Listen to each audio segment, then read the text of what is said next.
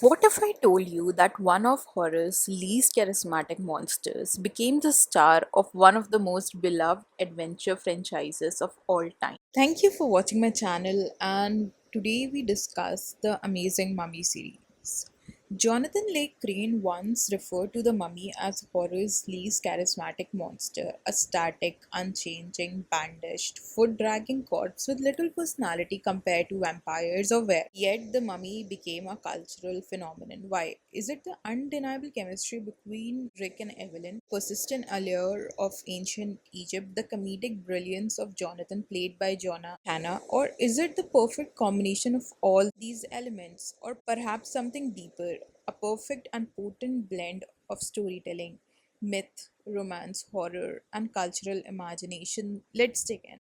If one explores the history of mummy fiction, it becomes clear how far back this fascination stretches. Literature scholars trace the modern idea of a resurrected mummy to the mummy, or a tale of the 22nd century, written by Jean C. Loudon and published in 1827. In the novel, the mummy of Cleopas is revived using modern scientific methods, much like Frankenstein. In contrast, the franchisee we know today, developed by Universal Pictures, follows a resurrected Egyptian priest whose awakening unleashes ancient Egyptian curses, forcing heroic adventurers and archaeologists to stop. Part of the enduring fascination with the mummy comes from how the stories or the movie has humanized him. Unlike mindless monsters or just a remedy, the mummy has been portrayed as someone who once had ambition, desires, obsession, and craved love. In many ways, the mummy resembles a dark inversion of the Sleeping Beauty archetype,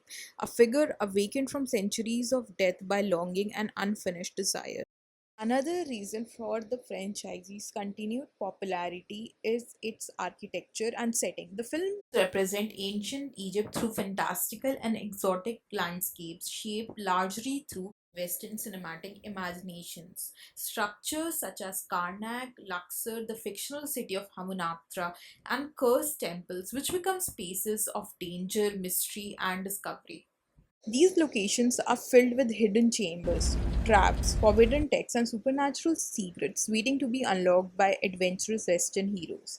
This aligns closely with the concept of Orientalism developed by Edward Said. Saad argued from the beginning of Western speculation about the Orient, the one thing the Orient could not do was represent itself. In simple terms, Orientalism describes how the East is often portrayed through a Western lens, exotic, mysterious, dangerous, and in need of interpretation. And in The Mummy, that is exactly what happens. Ancient knowledge, such as the Book of the Dead, only becomes meaningful and powerful once interpreted by Evelyn. The mystery of Egypt becomes something decoded through Western heroes. The movies also follow what Joseph Campbell described in The Hero with a Thousand Faces as the hero's journey.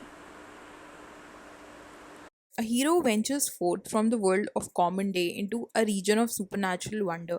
Fabulous forces are there encountered, and the decisive victory is won. The hero comes back from this mysterious adventure with the power to bestow boons on his fellow men. Rick O'Connell's journey reflects this perfectly. He enters a world of curses and supernatural horror, confronts impossible forces in the shape of prison, and then Imhotep survives trials such as the defeat of the Foreign Legion, and returns triumphant. Evelyn, however, is equally important. She is not merely a passive love interest. As a brilliant librarian and scholar with Egyptian heritage, Evie represents intelligence, curiosity, and quiet resilience while navigating the restrictive gender expectation of the era. Her character also explores complicated ideas by Laura Mulvey, whose theory of the male gaze argued that cinema often represents women as passive objects for visual pleasure. While the mummy certainly engages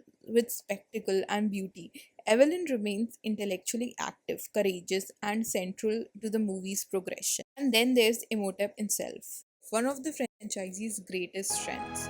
Imhotep is made but for more their than love. a traditional monster. This is further reinforced when he's betrayed by Anaxunamun in the second movie. Imhotep is more than a traditional monster. Modern cinema increasingly favors antagonists with emotional depth, understandable motivations, and Imhotep fits this evolution perfectly. His actions are horrific, yet they are driven by grief, longing, obsessive love. His relationship with Anaxunamun transforms him into a tragic romantic figure.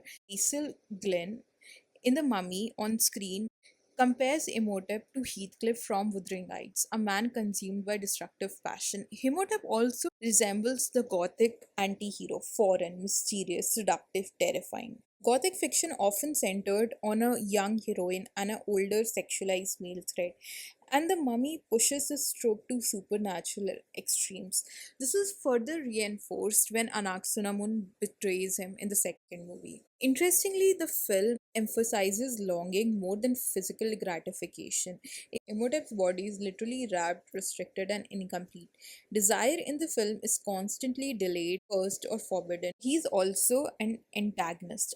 A researcher stated that antagonist characters reached a stage of richer and more profound internal characteristics, becoming indispensable in cinematic narratives that evoke audiences' empathy and resonance. By crafting antagonists with empathic qualities, filmmakers elevated the artistic and entertainment value of their works. This trend had implications not only for artistic creation but also for commercial success. Combined give emotional tension and give the monster, the antagonist, emotive depth and makes the story more interesting. However, the real reason the franchisee has survived is because of its adaptability. It is not simply about monsters or treasure hunts, it is about adventure, forbidden love, myth, history, colonial fantasy, humor, horror, and romance woven together into one. This simultaneously highlights the continued love for the series and the hunger for more.